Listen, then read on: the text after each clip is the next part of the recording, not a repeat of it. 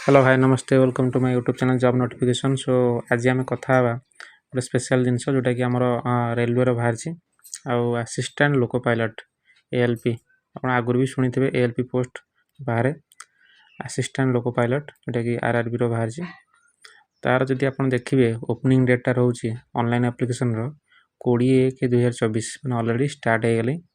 20 तारिख रू closing date देखिए आप 19/2/2024 पर्यटन रोचे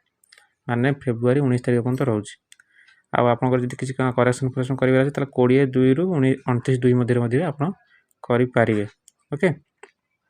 तो असिस्टेंट लोको पायलट जोटा रोचे लेवल 2 स्केल रोचे 19,900 सैलरी रोचे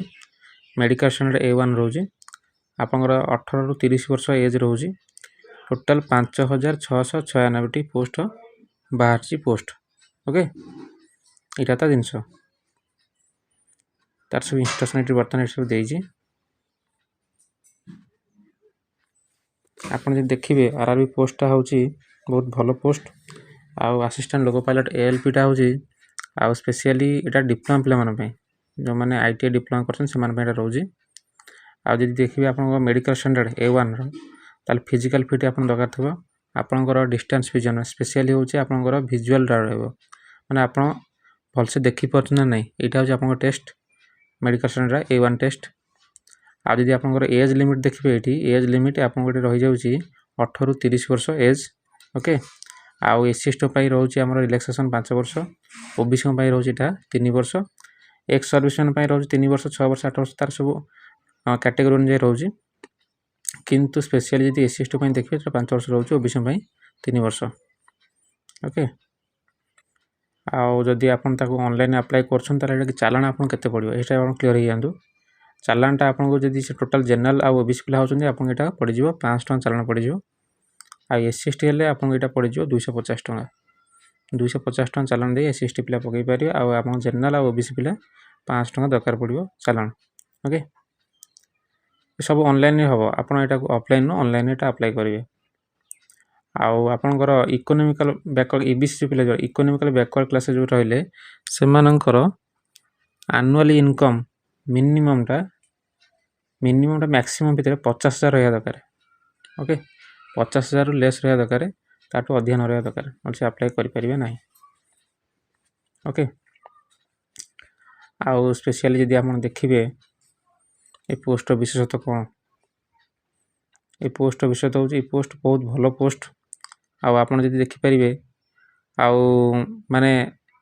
आर जो रिजर्वेशन कैटेगरी सब रहा रिजर्वेशन एससी एसटी हो ओबीसी हो बहुत भल पोस्ट सब बाहरी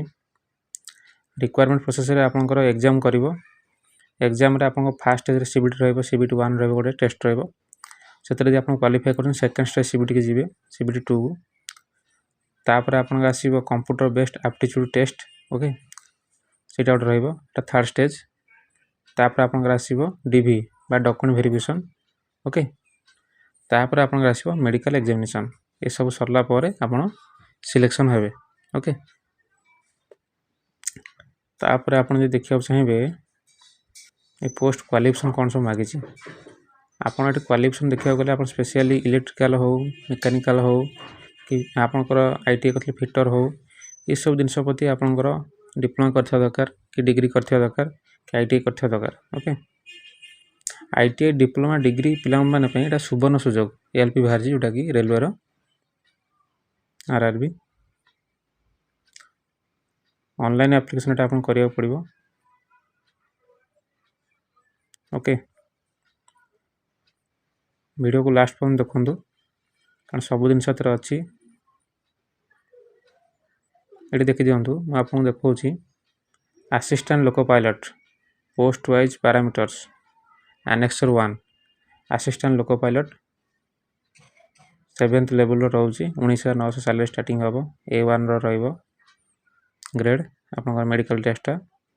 ये आप मिनिमम एजुकेशन क्वालिफिकेशन देखिए मैट्रिकुलेशन एसएलसी आईटीआई डिप्लोमा आउ सब ट्रेड देची इलेक्ट्रोनिक देची इलेक्ट्रिकल देची मेकानिकल देची वायरमैन देची तापर आर्मेचर कॉइल वाइंडर सब जिनस देची। ओके जो थे आप कर अप्लाई करेंगे स्पेशली आम देखा ये सबू जगार बाहर सबू स्टेट बाहर जदि आप देखा ओडार आप स्पेशल कह गले भुवनेश्वर भुवनेश्वर एटा कौन बाहरी केते पोस्ट बाहरी देखि दियंतु।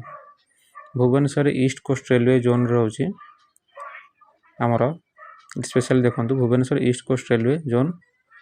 यूआर रोचे आपनकर 104 पोस्ट। ओके यूआर आपन 104 पोस्ट, एससी रोचे 42 पोस्ट,